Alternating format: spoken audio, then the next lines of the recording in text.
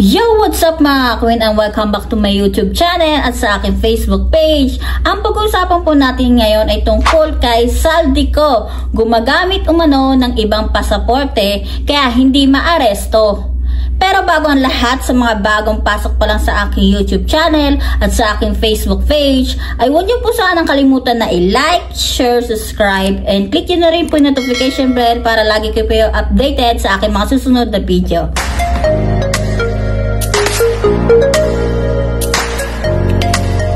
Ayon sa balita, naniniwala si Department of the Interior and Local Government o DILG Secretary John Vic Remulla na gumagamit umano ng ibang pasaporte si dating ACO Bicol Party List Representative Saldico. Sa isinasagawang press conference nitong Lunes, November 24, inusisa si Remulla kung bakit natatagal ang arestuin ang dating kongresista. Saad ni Remulla, "We believe he is traveling with another passport.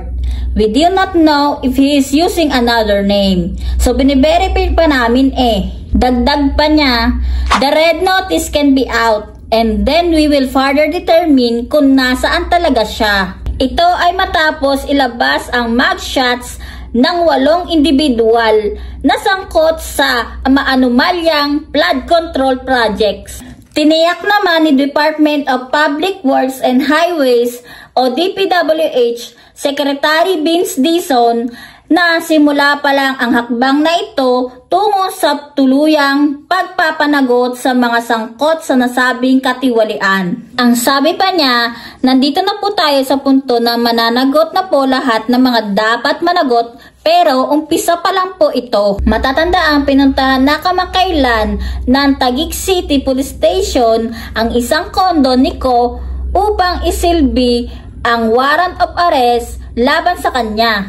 Ngunit kalaunan, kininforma ng naka-duty na manager ng nasabing gusali at security manager na matagal nang umanong wala roon si Saldico. At mahigit 1 buwan nang nakaselyo ang pinto ng nasabing condo unit. Ay, grabe naman pala si Saldico, tumatakas.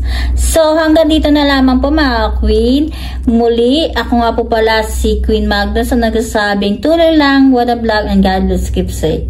Bye! Thanks for watching. Don't forget to like, comment, and share, and subscribe.